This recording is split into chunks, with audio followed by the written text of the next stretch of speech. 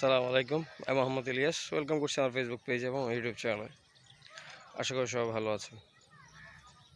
আসলে আমি কোন জায়গায় আসছি আপনারা দেখছেন যে জাস্ট অক্সিজেনের জন্য অক্সিজেনটা ভালো করে নেওয়া যাচ্ছে না। যে এখন যে অবস্থা করে গরম পড়তেছে আপনাদের আপনারা সবাই ফেস করতেছেন, শুধু আমি একা না। আর আমরা যারা গাছ কেটে এসির নিচে বসে আছি তারা এই জিনিসটা অবশ্যই কখনো বুঝবো না এবং কখনো বোঝার জন্য চেষ্টা করি নাই।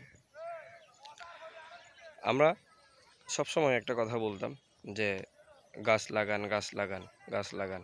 আমরা জাস্ট গাছ কাটতে আছি। একটা গাছ কাটলে ১০টা গাছ লাগান। এই জিনিসটা আমরা সবসময় বলতাম। কিন্তু আমরা এই জিনিসটা না করে আমরা উল্টা মানে গাছ কেটেই ফেলি সবসময়। বন জঙ্গল সবগুলো সাফ করে ফেলতেছি।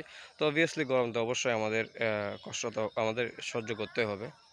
কারণ কিছু করলে কিছু পেতে হয়, এই একটা কথা আছে। তো এখন যারা প্ল্যান নিছেন যে গাছ রোপণ করবেন, তো আশা করি আমি আপনাদের কাছে রিকোয়েস্ট করতে পারি এই জিনিসটা আপনারা এখন আপাতত না করলে অবশ্যই ভালো হয়। কারণ এখনও বৃষ্টি পড়ে নাই। তো একটা যখন বৃষ্টি পড়বে একদম ১ দিন অথবা ২ দিন, ওই সময় এরপরে আপনারা গাছটা রোপণ করলে দেখবেন কি গাছটা অনেক কুইক বড় হবে। আর মানে আপনাকে খুব আর্লি সাপোর্ট দিবে এবং অক্সিজেনটা দিবে। কারণ আপনি এখন রোপণ করছেন, অবশ্যই গরম পড়তেছে, গরমে কিন্তু গাছটা মরে যাওয়ার সম্ভাবনা বেশি থাকে। তো প্রকৃতির ব্যবহারগুলো একটু বুঝতে হবে। এই জিনিসটা হচ্ছে যে আমাদের অনেক বেশি ইম্পর্টেন্ট। তো আমরা না বুঝে যখন গাছ কেটে ফেলি তখন আমাদের পরে কি কষ্ট পেতে হয়। সো আপনাদের কাছে একটাই রিকোয়েস্ট, আপনারা একটা যদি গাছ কাটেন ১০টা গাছ লাগাবেন। সেটা আপনার আশেপাশে হোক, আপনার জমিতে হোক, পরের জমিতে হোক। আর পরের জমিতে যদি মানুষ গাছ লাগায় বা আশেপাশে, এটা আপনারা অবশ্যই আপনারা কখনো আবার খারাপ চোখে দেখবেন না। অবশ্যই এটা ও দখল করবেন, ওটা আপনি দখল করবেন। তবে কিন্তু একটা জিনিস কি, আমাদের অক্সিজেনের সবচেয়ে বেশি বড় প্রয়োজন। আমরা এখন অবশ্যই ফিল করতে পারতেছি কষ্ট জিনিসটা কি, কষ্ট জিনিসটা কি এখন আপনারা দেখতে পাচ্ছেন। এই জন্য আমরা এখন অক্সিজেনের জন্য আমরা অক্সিজেনের খুঁজে আসছি। এই দেখেন আমি কোথায় এখন।